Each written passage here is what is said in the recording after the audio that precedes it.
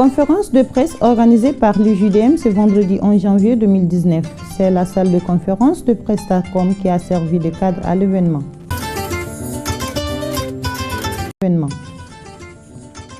6910 objets originaires du Mali qui sont inventoriés dans les collections du musée de Kébrali. Les détails de 2GA du musée national dans ce journal. Tour de cadrage de la Coupe CAF, le stade malien de Bamako joue ce samedi 12 janvier au stade Modibo Keïta contre le Petro Atlético d'Angola au compte des rencontres allées. C'était pour vous le sommaire. Chers téléspectateurs, bonsoir. Merci de nous accueillir chez vous et bienvenue dans cette édition d'information. Comme nous l'avons annoncé dans les titres, la salle de conférence de Prestacom a abrité la conférence de presse organisée par l'Union des journalistes pour la promotion de la diplomatie au Mali ce vendredi 11 janvier 2019. L'objectif de la rencontre était de commémorer la journée du 11 janvier, journée de libération de Konna. Reportage.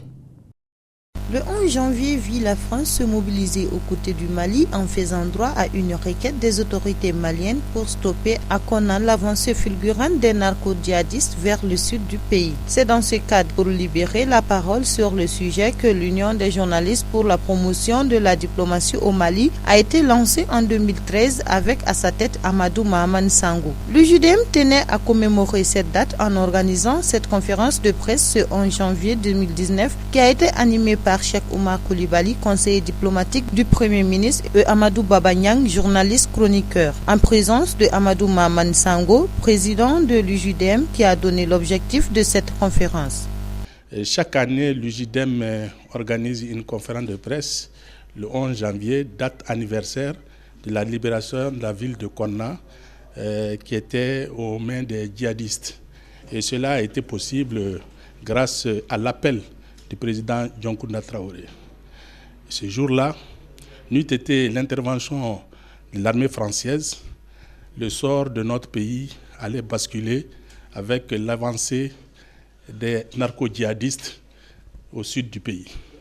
Cette date, nous avons voulu la célébrer parce que c'est une date historique pour nous.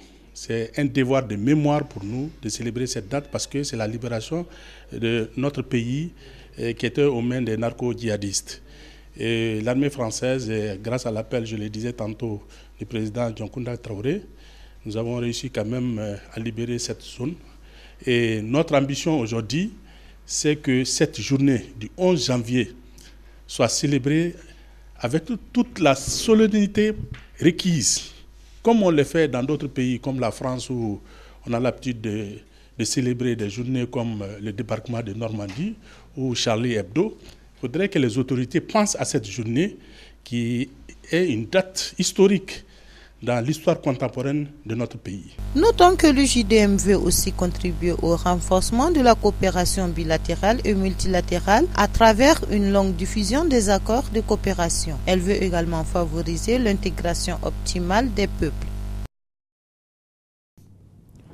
Le président français Emmanuel Macron, lors de son discours à l'université de Ouaga, a prononcé que le patrimoine africain doit être restitué. Les explications du directeur adjoint du musée national sur cette restitution.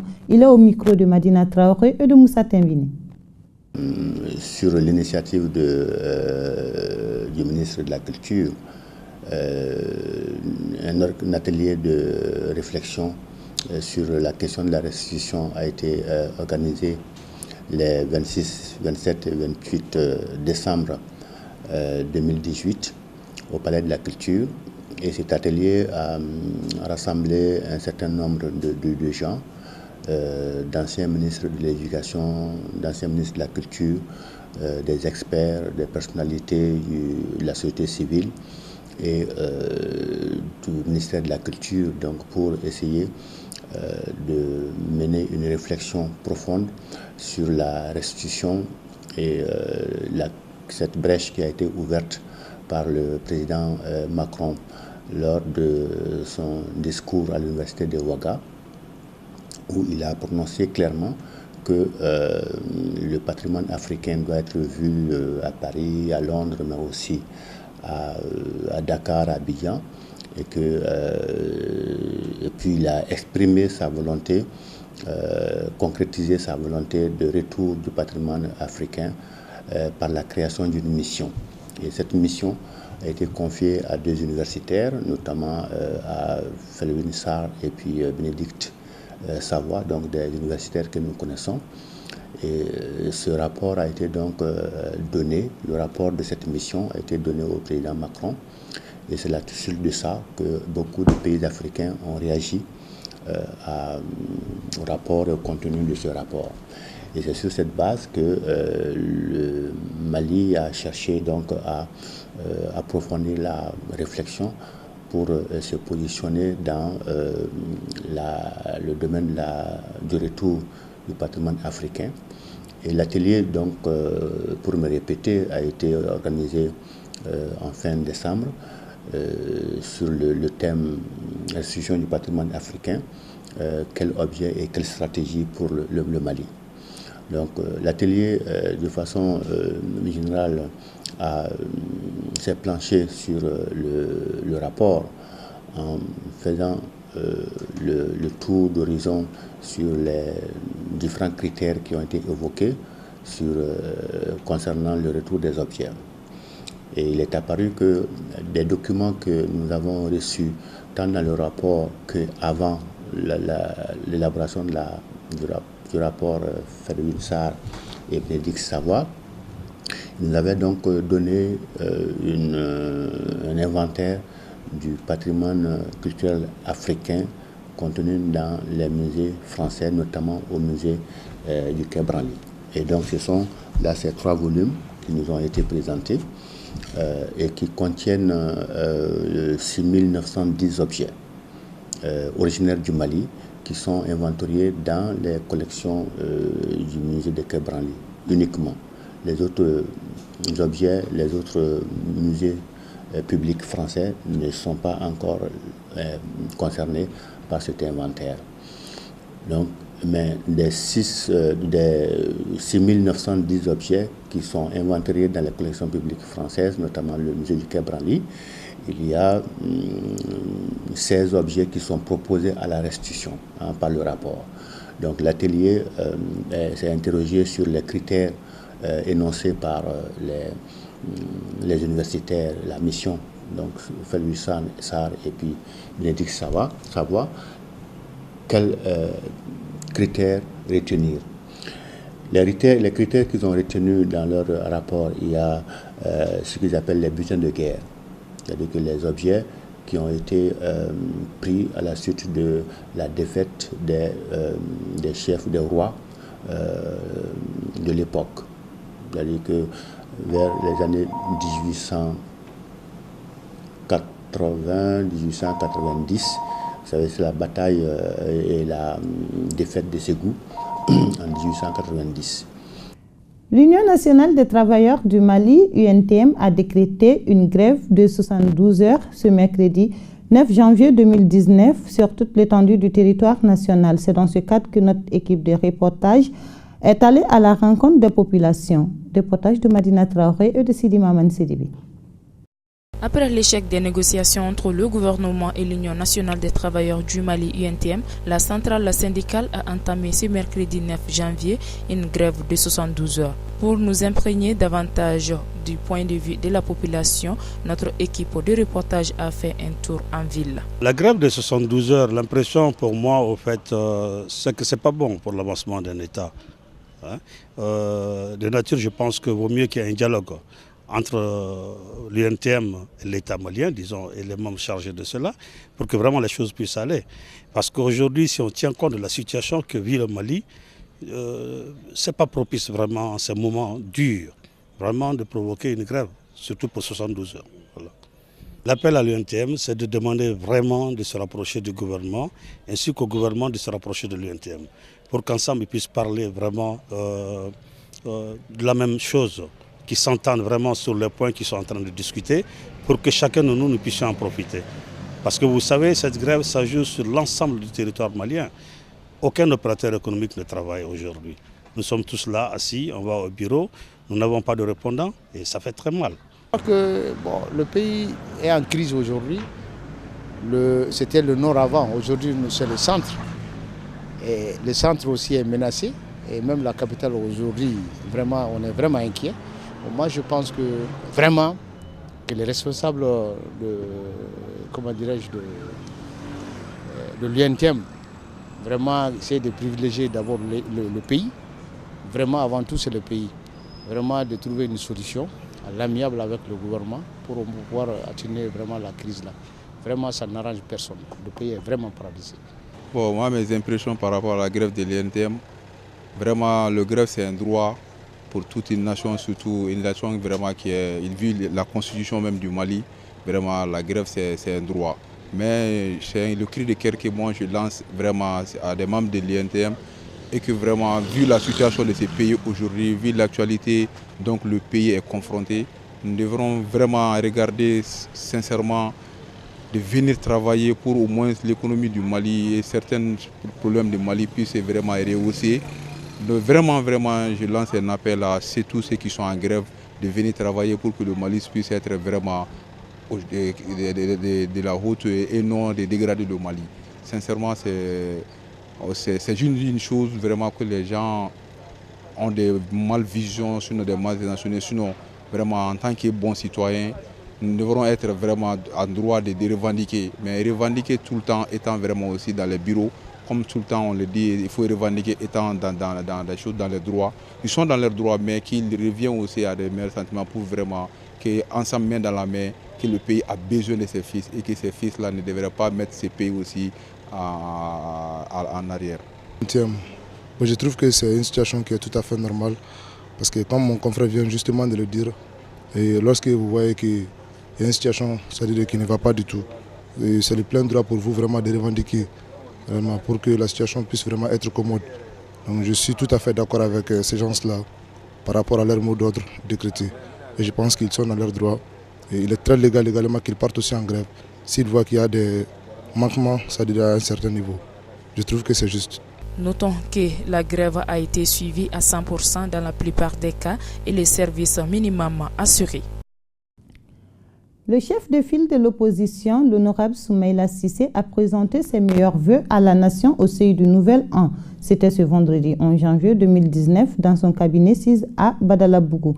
Propos recueillis par Madina Traoré et Moussa Tembini. Je vais m'adresser à toutes les Maliennes, à tous les Maliens, à l'orée de la nouvelle année, avoir d'abord une pensée pour tout ce qui s'est passé en 2018. Nous avons connu une année terrible. Nous avons 4 grandes crises dans notre pays. D'abord une crise sécuritaire. Je pense très sincèrement que ces 5 dernières années, c'est l'année 2018 qui a été l'année la plus meurtrière, par des attaques de bandes armées, par des affrontements intercommunautaires et ce qui s'est passé en début d'année avec près de 37 morts dans la région de Bankas est significatif de ce qui a eu lieu en 2018. Une crise sécuritaire sans précédent dans notre pays. L'insécurité s'est généralisée du nord au centre et même dans les alentours de Bamako.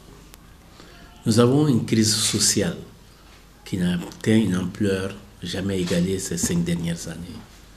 Depuis 2014, c'est la première fois que nous avons une grève générale de l'UNTM à la sortie justement de 2018. Mais avant ça, nous avons connu les 100 jours de grève des magistrats. Nous avons connu la grève de la faim des cheminots. Nous avons connu près de 40 préavis de grève. L'éducation n'a pas échappé et différents autres secteurs. Nous avons aussi, en 2018, une crise financière et économique sans précédent. La plupart de nos opérateurs économiques s'en souviendront longtemps.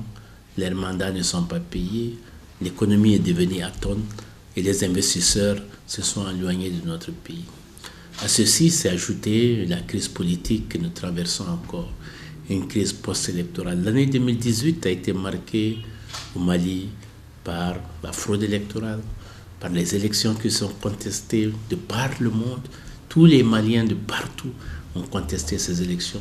Nous sommes donc dans une situation extrêmement grave. Bien sûr, nous ne sommes pas seuls. Notre crise s'est prolongée à côté, en particulier dans un pays comme le Burkina, où il y a eu beaucoup de morts, dans des pays comme le Niger.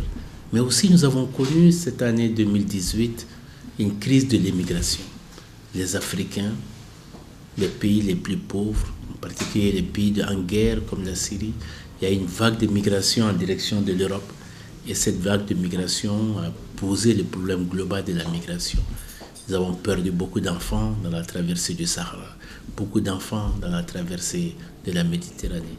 Il faut donc penser à tous ces gens qui ont perdu la vie et à toutes ces familles qui souffrent. À côté de ça, bien sûr, il y a eu des blessés, il y a eu des mutilés, il y a la pauvreté, il y a les réfugiés et tous ceux qui ont perdu quelque part de l'espoir au cours de l'année 2018. Nous avons aussi perdu des grands hommes. Je pense à Kofi Annan, je pense à une grande dame comme Winnie Mandela. Nous avons même perdu des chefs d'État assez significatifs aux États-Unis, comme le président Bush et autres. Et je crois que nous devons avoir une pensée rétrospective sur une année 2018 qui a été une année extrêmement difficile. En Europe, il y a le cas du Brexit, des Anglais. Je crois que c'est quelque chose aussi qui va marquer fondamentalement l'année 2018. Quand on sort de cela, on ne peut faire que des vœux de paix pour notre pays, des vœux de concorde pour chacun de ces pays qui ont souffert. Les vœux en direction de chaque Malienne, de chaque Malien, des vœux en direction de chaque Africaine, de chaque Africain, des vœux de santé, des vœux de paix, des vœux de réussite, des vœux de concorde pour nous, des vœux surtout pour les enfants. Je pense à ces milliers d'enfants, sinon millions d'enfants qui au Mali, au Burkina ne vont plus à l'école. Je pense à ces centaines d'écoles fermées. Je pense à leur avenir qui est devenu quelque chose d'absolument incertain. Je formule donc des vœux pour que tout cela soit un oubli pour 2019. Que ce soit une année où le dialogue s'instaure réellement dans notre pays, où que les Maliens puissent se retrouver autour de l'essentiel, des réformes institutionnelles réussies, un dialogue réel pour marcher ensemble vers la paix. Nous avons besoin de paix, mais nous avons besoin de paix ensemble. Je voudrais bien sûr, particulièrement en pensant aux jeunes, en pensant aux femmes qui ont donné beaucoup au cours de l'année 2018, leur souhaiter une bonne et heureuse année. Mais je voudrais particulièrement saluer les médias, penser aux journalistes disparus, penser à ceux qui ont été enlevés, penser aux juges enlevés, aux administrateurs enlevés, penser aux forces armées et de sécurité, ceux qui ont perdu la vie, et souhaiter à leurs familles beaucoup de paix, beaucoup de recueillement. C'est une occasion particulière pour saluer le travail remarquable fait par les médias de notre pays, que ce soit les réseaux sociaux, que ce soit les radios libres, que ce soit les télévisions libres, parce que leur sens de l'information, leur engagement pour l'information est quelque chose d'extraordinaire qui va dans le sens de la paix, dans le sens de la concorde. Je voudrais particulièrement saluer les forces armées de sécurité, leur dire que leur combat n'est pas un combat vain, leur dire que nous sommes à côté d'elles dans cette quête de paix, dans cette quête de sécurité. Nous ne pouvons compter que sur notre propre armée. Nous saluons bien sûr tous ceux qui sont à côté de nous, que ce soit les forces Barkhane, que ce soit les forces de l'aménagement, les forces de la CEDEAO et toutes les forces du G5 qui sont à nos côtés. Mais nous devons d'abord et surtout compter sur nos forces armées et de sécurité. C'est pour ça que je voudrais leur souhaiter une bonne heureuse année, nous recueillir sur la mémoire des disparus, saluer leurs familles, leur souhaiter beaucoup de paix dans les cœurs, beaucoup de recueillement et surtout leur dire que nous sommes profondément à leur côté. Je crois que c'est l'occasion pour moi de marquer ma disponibilité pour participer à tout ce qui peut amener la paix dans ce pays, formuler le vœu que les Maliens enfin se retrouvent, formuler le vœu pour que chacun de nous retrouve la sérénité dans son cœur, que chacun de nous retrouve son allant vers son voisin, que chacun de nous puisse dire bonne et heureuse année dans sa famille, bonne et heureuse année à chacun de ses voisins, bonne et heureuse année à tous ses amis de par le monde, bonne et heureuse année à toutes les Maliennes, à tous les Maliens. À présent, Paris Sport, avant de boucler cette édition, éliminé au dernier tour qualificatif de la Ligue africaine des champions de football par la SEC Mimosa d'Abidjan, le stade malien de Bamako joue ce samedi 12 janvier contre le Petro Atlético de Luanda pour le match aller du retour de cadrage de la Coupe de la Confédération africaine. Une fois détenteurs de ce trophée 2009 en 4 participations, les Blancs de Bamako sont prêts pour ce match au dit de Nouhoum Diané, l'entraîneur. Il est au micro de Roger Kanouté. Ça rentre dans le cadre de l'objectif de l'équipe, du Stade Malien de Bamako, quand même de se jouer cette année une phase de poule. C'est vrai que l'objectif premier c'était la Ligue des Champions et ça ne s'est pas fait. Maintenant il y a la Coupe de la CAF, nous avons l'occasion, l'opportunité de jouer tous les cadrages. Voilà, et donc on se prépare par rapport à ça. Bon, mieux préparé, vous savez souvent c'est compliqué, hein, réellement, on ne peut pas le dire sans jouer un match, mais je pense que pour nous on fait tout pour que les joueurs soient dans la meilleure disposition possible pour jouer ce genre de match. Voilà, donc on se prépare pour ça. Non, comme toutes les équipes du monde, hein, il y a toujours des petits problèmes. Des problèmes sûrement qui ne sont pas trop graves, mais voilà, ça va, dans l'ensemble ça va. Ouais, on va tout mettre en œuvre pour le faire. Bon, on vous remercie d'abord d'être là et après, nous avons comme ambition de se qualifier. Voilà, on prie Dieu pour que Dieu nous aide. Ce sont ces mots d'espoir qui mettent fin à ce journal. Nous vous donnons rendez-vous pour une nouvelle page d'information. Merci de nous avoir suivis et passé d'agréables moments en compagnie des programmes de la Liberté Télévision.